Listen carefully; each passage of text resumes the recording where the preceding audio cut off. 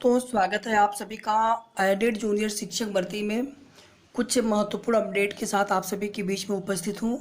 साथियों, 4 मई की cause list अभी आई नहीं है। इलाहाबाद हाई कोर्ट में हमारे मामले पर सुनवाई हो रही थी, जो कि मामला है प्रत्यावेदन वाला, जिसमें अंतिमा शुक्ला एंड 16 अदर्स और इसी के साथ एक लिंक्ड केस है माफ़ी चाहूँगा पूर्णिमा शर्मा वाला। और अभी हमने थोड़ी देर पहले कॉज लिस्ट चेक किया है इलाहाबाद हाई कोर्ट की, तो 4 मई की कॉज लिस्ट आई नहीं है। तो आ जाना चाहिए, आज कल में आ जाना चाहिए, कम से कम 1 दिन 2 दिन पहले आ जाना चाहिए। इसके बाद साथियों, एक डबल गोला वाला मामला है और एक 50% जो ऑफलाइन जिनका फॉर्म लिया गया था और उनके रिजल्ट जारी नहीं किए गए, घोषित नहीं किए गए हैं। इसके अलावा एक कोर्ट मैटर और भी है, जो कि मैनेजमेंट वालों की तरफ से बहुत पहले डाली गई थी, जब नियमावली में संशोधन हुआ था दिसंबर 2019 में, और उसी के बाद जो है 2020 से ही वे लोग इसका विरोध करने लगे थे कि भर्ती जो है पुराने नियमों से होनी चाहिए, ना कि लिखित परीक्षा से।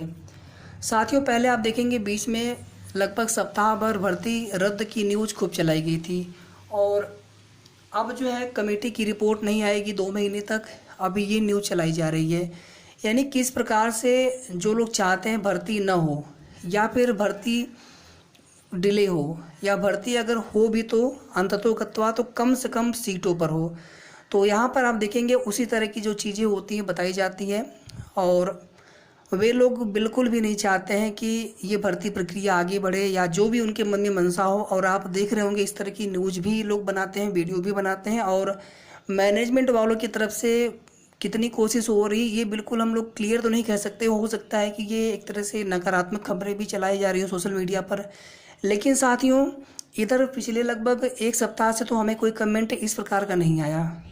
नहीं तो पहले आप समझ लीजिए हर वीडियो पर एक कमेंट ऐसा ज़रूर होता था, जिसमें या तो भर्ती रद्द क्यों नहीं होगी, तुम फर्जी न्यूज़ बनाते हो, तुम्हें कुछ नहीं पता है, इस प्रकार से वहाँ पे कमेंट आता था। या फिर भर्ती प्रक्रिया जो है 6 महीने नहीं होगी, 3 महीने नहीं होगी, 4 महीने नहीं होगी। यानी इस तरह से मिलता जुलता कमेंट हमेशा आता था। और एक कमेंट, एक बार तो ऐसा कमेंट आया था कि सीधे सीधे उन्होंने बोला कि ये भर्ती जो है लिखित परीक्षा से नहीं, मैनेजमेंट वालों से होनी चाहिए।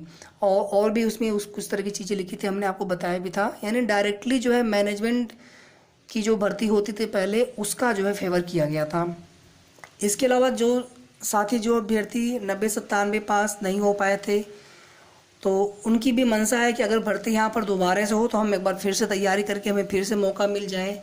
तो साथियों, उनकी गलती हम क्या कहें। गवर्नमेंट यहाँ पर एक प्राथमिक शिक्षक भर्ती अब तक आ जाना चाहिए था बहुत पहले, ना तो प्राथमिक शिक्षक भर्ती यहाँ पर आ रही है। एक लेखपाल की परीक्षा होने जा रही है 19 जून को, उसमें यही नहीं पता है कि कितने परसेंटाइल वालों को मौका मिल रहा है, कोई तैयारी करे या न करे। 93+ ही अभी की जो स्थिति है 15 गुना पे, 20 गुना अगर करेंगे तो भी कम से कम 89-88, इसके नीचे चांस नहीं मिल रहा है। तो वहाँ पर भी अभ्यर्थी निराश है। NTPC CBT 2 वाले में भी बहुत सारे छात्र हैं जूनियर एडेड के, उनकी भी तैयारी अच्छे से नहीं हो पा रही है कि हम तैयारी करें कि ना करें। तो मैं हमेशा से कहता हूँ दोस्तों, जैसे कोई ना कोई हमें कार्य अपना पैरेलल करते रहें, और जो तैयारी करने वाले छात्र हैं वो अपनी तैयारी करते रहें। सभी की अपनी अपनी सिचुएशन है, और आपके हिसाब से क्या आपको सही लगता है आप उस तरह से कुछ ना कुछ आप करते रहिए। लेकिन थोड़ा सा समय, थोड़ा सा आपको प्रयास अपनी इस भर्ती के लिए भी करना है।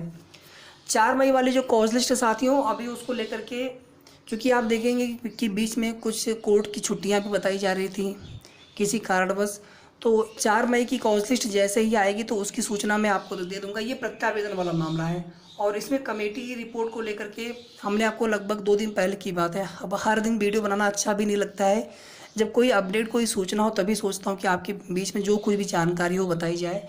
साथियों, कमेटी रिपोर्ट को लेकर के हमने आपको बताया था कि मई और मई 8 दोनों की स्थिति थी, जो जानकारी मिली थी कि 4 मई को मामला फाइनल हो पाए। और ऐसा लग रहा है कि ये लोग थोड़ा सा यहाँ पर डिले कर सकते हैं। यहाँ पर केवल एकमात्र रास्ता था साथियों कि मुख्यमंत्री जी से हम लोग एक बार उनके संज्ञान में ये सब चीज़ें लाते कि सर इस प्रकार से कमेटी बनाने के लिए। इतने समय के बाद तो फिर कमेटी बनाई गई, लखनऊ में धरना हुआ, और एक बार फिर से वही जोरदार धरने की जो मांग है, ऐसा लग रहा था कि एक बार फिर से हमें धरना देना पड़ेगा, अदरवाइज़ ये लोग इसी तरह से मामला कहीं सच में न लटकाएं। PNP सचिव ने बोला था कि हम लोग जून लास्ट से या अगले सत्र से भर्ती स्टार्ट कर देंगे, लेकिन कोई कमिटमेंट थोड़ी किया था इन्होंने। इसके पहले तो डायरेक्टर निदेशक सर लखनऊ, वहाँ से भी उन्होंने कहा था कि भर्ती आपकी 18 तारीख के बाद 18 अप्रैल के बाद शुरू हो जाएगी, लेकिन ना तो प्रत्यावेदन वाला मामला निस्तारित हो पाया 18 अप्रैल को। इवन आप देखेंगे कोठार का ताला भी नहीं खुला था। और फिर देखेंगे आप उसके लगभग सप्ताह भर के बाद एक न्यूज़पेपर में कटिंग आती है कि कोठार का ताला जो है अब खुलेगा। मतलब कमेटी बनने के 10 दिन तक कोठार का ताला ही नहीं खुला है। फिर प्रत्यावेदन जांच में कितना समय ये लोग लगा देंगे। ऐसा लग रहा है जैसे कि मानो ये जानबूझ करके, या फिर क्या इनकी मंशा है, क्यों इतना समय लिया जा रहा है। क्या आपको ये भर्ती लटकाने की के लिए यहाँ पर उसमें कोई अच्छी बात है, या फिर हम सभी छात्रों को मानसिक पीड़ित करके इन लोगों को अच्छा लगता है। अब पता नहीं क्या इनकी मंशा है। 68 सवालों का देखिए कोर्ट मैटर है, उसमें देखिए तमाम याचिकाएं पड़ गई थी, उनका अलग मुद्दा है। हमारे यहाँ कोई ऐसा मुद्दा नहीं है। प्रत्यावेदन वालों में नंबर किसी के घट भी सकते हैं, बढ़ भी सकते हैं, दोनों ही चीज़ें हो सकती हैं। अभी जो लोग सोच रहे हैं कि नंबर बढ़ ही जाएंगे, तो उसमें जब फिर से क्योंकि जब भी जांच होगी, वो मैटर कोर्ट में रिपोर्ट सबमिट करनी होगी, तो वहाँ पर हमने आपको पहले भी बताया था कि कम से कम वो 2 से 3 बार क्रॉस चेक होगा। यानी पहले एक बार तो पूरी तरह से चेक होगा। जो चारों मेंबर हैं, इसमें आप सभी जानते हैं कि डीएम प्रयागराज जी भी, उनकी भी इसमें वो भी शामिल हैं। और जो कमेटी बनी है उसमें एसडीएम और डीएसपी, और उसके बाद शिक्षा निदेशक, उप शिक्षा निदेशक, इसके अलावा पीएनपी रजिस्ट्रार। तो इस प्रकार की जो 4 मेंबर हैं, तो कई बार उसको वेरीफाई किया जाएगा, और उसके बाद वो जो रिपोर्ट होगी शासन को जाएगी। जो भी उसमें उसकी रिपोर्ट होगी कि उसमें क्या है, मतलब नंबर घटे हैं, बढ़े हैं, या प्रत्यावेदन की जांच सही मिली है, या ओएमआर शीट की इसके उसमें क्या चीज़ें हुई हैं। अगर ऐसे देखेंगे साथियों, तो ऐसे लाखों, हम लोग जितने भी लोग एग्ज़ाम दिए थे, अब उसमें से यहाँ पर लगभग 46,000 लोग पास होकर के आए हैं, लेकिन ओएमआर की सबकी जांच की गई है एक ही सिस्टम पर। फिर वहाँ पर कुछ ओएमआर में इस प्रकार की कमियाँ कैसे हो सकती हैं, एक सोचने वाली बात है। आप खुद से सोचें कि मान लीजिए कोई एग्ज़ाम हुआ, 10 लाख 20 लाख लोग में, या रेलवे का ही एग्ज़ाम हुआ ग्रुप डी का, उसमें या कह लीजिए एनटीपीसी का एग्ज़ाम हुआ, उसमें जो है 50 लाख छात्र सम्मिलित हुए। अब सबकी ओएमआर स्कैनिंग हो रही है एक साथ, उसमें से 2000 4000 अगर वहाँ पे ओएमआर की अगर गलत स्कैनिंग हो जाए, तो कहीं ना कहीं पूरे ओएमआर की स्कैनिंग यानी पूरे रिजल्ट पर ही सवाल खड़ा होता है।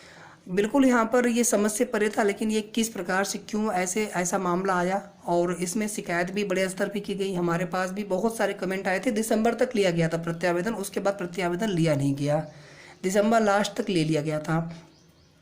दिसंबर लास्ट क्या कह लीजिए आपकी, लगभग मुझे लग रहा है 15-20 दिसंबर तक लिया गया था, क्योंकि जो लास्ट में जो छात्रों ने बताया था उसके बाद फिर किसी का लिया नहीं गया था।